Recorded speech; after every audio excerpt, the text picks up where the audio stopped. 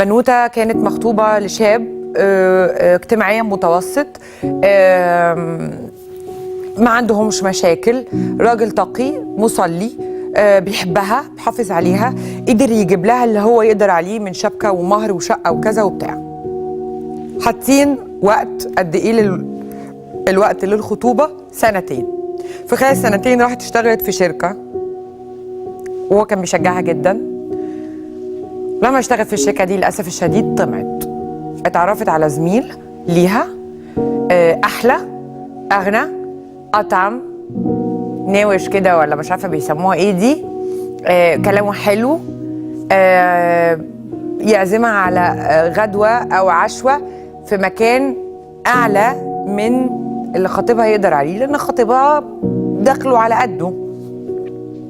بعد شوية وقت الراجل اللي هو معاها في الشغل فضل يقول لها سيبي خطيبك وانا هتجوزك، وسيبي خطيبك وانا هتجوزك، والضوية على ودان أمر من السحر. عملت ايه؟ سابت خطيبها اللي بيحبها واللي بيحافظ عليها واللي بعد ما سابت خطيبها قالت له ها بقى يلا انا سبت خطيبي. فقال لها كان فيه وخلص.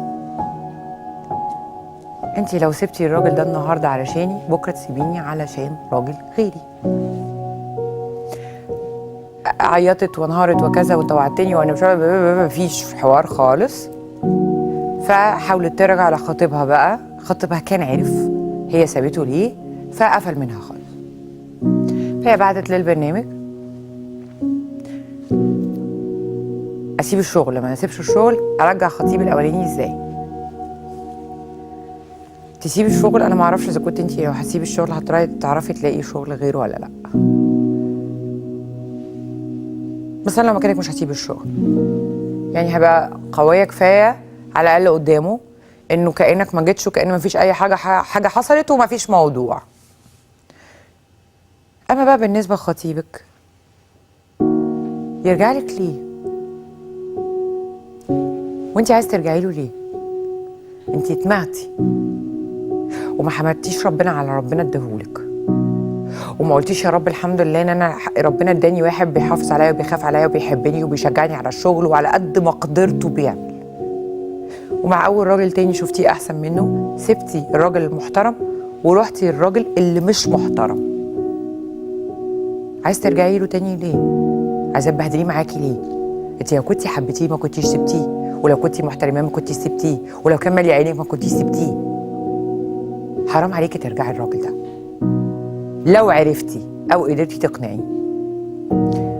نمرة بقى 3، انت محتاجه حاجه اسمها وقفه مع النفس، لانه ده معناه ان انت انسان طماعه، والست الطماعه ما بتطولش ولا حاجه من الدنيا دي.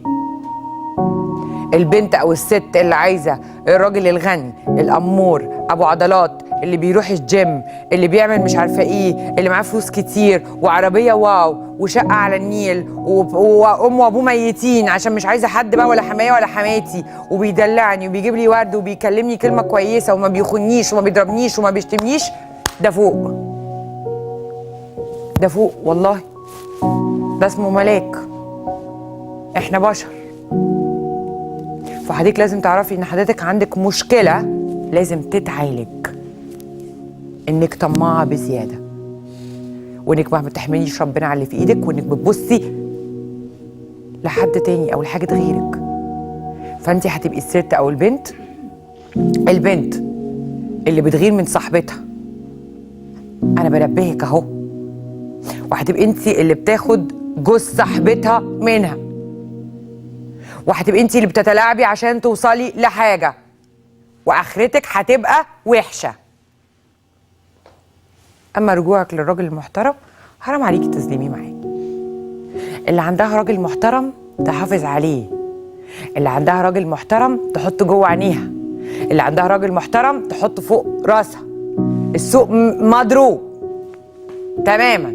انا بيجيلي كم مشاكل وبشوف كم بنات وستات بتشتكي لا يعد ولا يحصى، حاجه مش طبيعيه.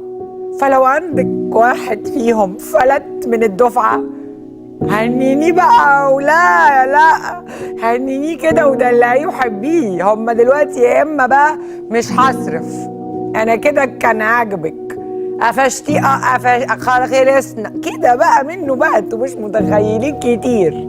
فاللي عندها راجل محترم ها تحطه كده في قلبها عشان خاطري،